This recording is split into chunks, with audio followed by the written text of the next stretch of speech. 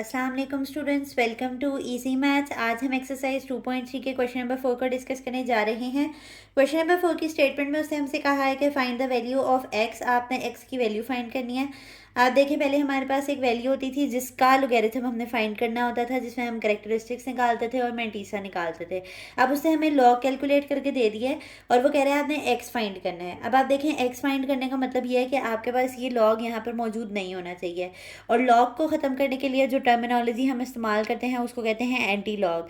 किसी भी चीज़ को कैंसिल करवाने के लिए उसका एक एंटी पार्टिकल मौजूद होता है। जिस तरह के आप रियल लाइफ एग्जांपल बताऊँ तो अभी जो रिसेंटली हमारा पेंडेमिक हुआ था कोरोना का, तो हमने कोरोना वायरस का जो एंटी निकाला था उसको हम एंटी वायरस कहते हैं। इसी तरह जो लोगैरिथम का एंटी है उसको हम क्या बोलते हैं, एंटी लॉग। तो अब हम जो अपनी रीडिंग्स लेंगे वो हम एंटी लॉग के टेबल से लेंगे जो आपकी बुक के एंड पे मौजूद हैं, और जो सोल्यूशन है वो भी हम एंटी लॉग के मुताबिक चलाएंगे। तो सबसे पहला जो हमारा काम है वो ये है कि हमने दोनों साइड्स पे एंटी लॉग ले लेना है। दोनों साइड पे लेने का मकसद ये है कि आप जो काम खुद से करवाते हैं किसी भी सवाल के अंदर, वो आपको दोनों साइडों पे करवाना पड़ता है।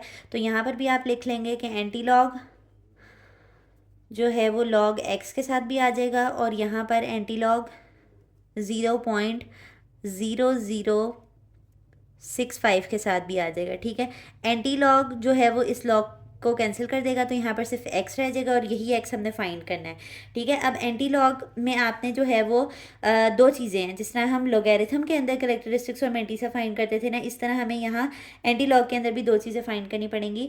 तो हम इसको अभी दोबारा से लिखते हैं, एंटी लॉग 0.0065। अब आप इसकी करेक्टरिस्टिक्स लिखें। अगर आपने मेरे प्रीवियस लेक्चर लिए हैं तो आपको ये पता होगा कि करेक्टरिस्टिक्स जो है वो डेसिमल से पहले वाले हिस्से को कहते हैं। यानी यहाँ पर इसकी करेक्टरिस्टिक्स कितनी है, 0। ये जो डेसिमल से पहले वाला पार्ट है उसे करेक्टरिस्टिक्स कहते हैं, और जो डेसिमल के बाद वाला पार्ट है उसको हम क्या बोलते हैं, मैंटीसा। तो हमारे पास मैंटीसा यहाँ पर कितना दिया हुआ है, 0.0065। अब आप देखें करेक्टरिस्टिक्स तो निकला ही 0, लेकिन अब हमने मैंटीसा जो है ना वो अपने एंटी लोगैरिथम के टेबल के अंदर देखना है, जो कि आपके पास पेज नंबर 283 पर आपकी बुक में गिवन है। ये लोगैरिथम्स के टेबल हैं और ये एंटी लोगैरिथम के हैं। ठीक है, तो एंटी लोगैरिथम में आप देखें हमने यहाँ पर किसकी वैल्यू को देखना है, 0.00 को हमने 6 के सेक्शन में देखना है, और 6 को फर्दर हम मीन डिफरेंस में 5 के टेबल में देखेंगे। तो हम यहाँ पर स्केल का इस्तेमाल करते हैं ताकि हम बिल्कुल परफेक्ट वैल्यू को लोकेट करें। 0.00 को, ये देखें यहाँ पे 00 है, इसको हमने कहाँ देखना है, 6 में। ये रहा 6 में हमारे पास ये कितनी वैल्यू है, 1014। हाँ जी, ये देखें 1014 है।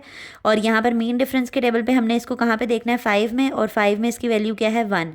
तो ये यहाँ पर इस तरह करके लिखते हैं। तो ये हमारे पास क्या वैल्यू आई है, 10।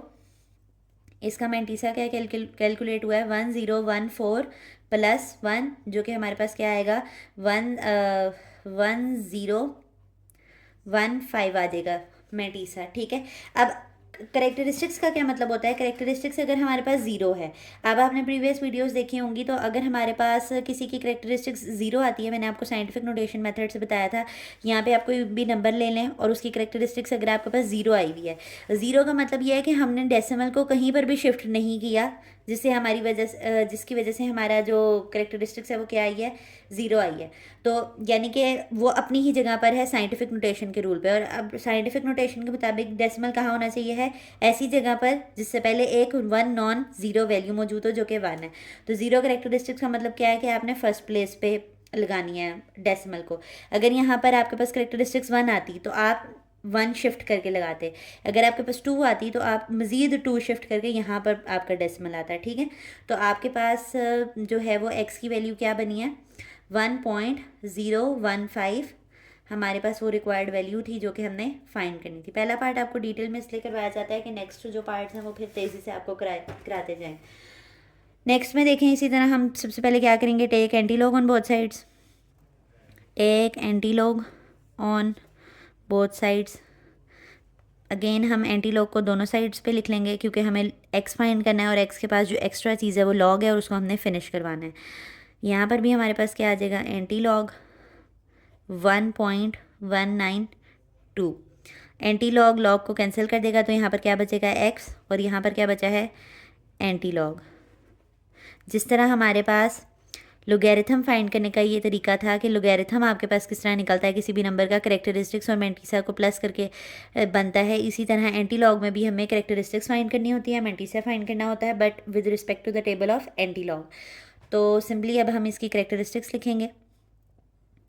करेक्टरिस्टिक्स हमारे पास कितनी इस वैल्यू में है 1, और अभी मैंने आपको बताया कि 1 है, इसका मतलब हमें 1 प्लेस जंप करके अपना पॉइंट लगाना पड़ेगा, ठीक है। और मेंटीसा के लिए आपको टेबल में चेक करना पड़ेगा।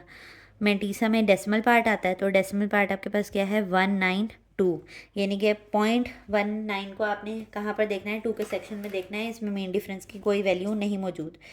तो यहाँ पर हमारे पास लिख लेते हैं 0.192। तो अब आप देखें यहाँ पर ये रहा 19 वाला सेक्शन, इसको स्केल की मदद से देखें। 19 को हमने कहाँ पे देखना है, 2 के कॉलम में देखना है, तो ये रहा 2। तो ये आपके पास ये यहाँ पर कितनी वैल्यू है 1556, ठीक है, 1556। और मैंने आपको बताया क्योंकि मीन डिफरेंस है ही नहीं, तो हमने यहाँ पर जिस तरह यहाँ पर प्लस किया था, कोई वैल्यू को यहाँ पर प्लस करने की ज़रूरत ही नहीं है। और करेक्टरिस्टिक्स मैंने आपको बताया था कि 1 का मतलब है कि डेसिमल हमारे पास अपनी डिफ़ॉल्ट जगह पे नहीं है, यानी कि जहाँ होना चाहिए साइंटिफिक रूल के मुताबिक वहाँ नहीं है, उससे आगे जंप करके यहाँ पर है, ठीक है। तो आपका ये जो फाइनल आंसर एक्स का आएगा, ये आएगा 15.56, यानी कि किस नंबर का जो है वो लोगैरिथम लेने से हमारे पास ये वैल्यू आती है 15.56। अच्छा, मेरी कोशिश होती है कि आपको वेरीफाई करने का भी तरीका बताऊं। तो आप देखें ज़रा, इसका लॉग लेके देखें, ये जो वैल्यू है लॉग 1.015 का अगर आप लॉग लें तो आपके पास वो सवाल वाली ही वैल्यू बननी चाहिए। ये देखें 10⁻³ का मतलब है कि ये 0.0 करके है, तो ये 0.00, और यहाँ से देखें ये 65 ही बनेगा राउंड ऑफ करके, तो ये हमारा बिल्कुल ठीक आंसर आया। वैसे आप कैलकुलेटर से डायरेक्ट भी देख सकते हैं। एंटी लॉग निकालने का जो कैलकुलेटर का तरीका है वो है शिफ्ट लॉग।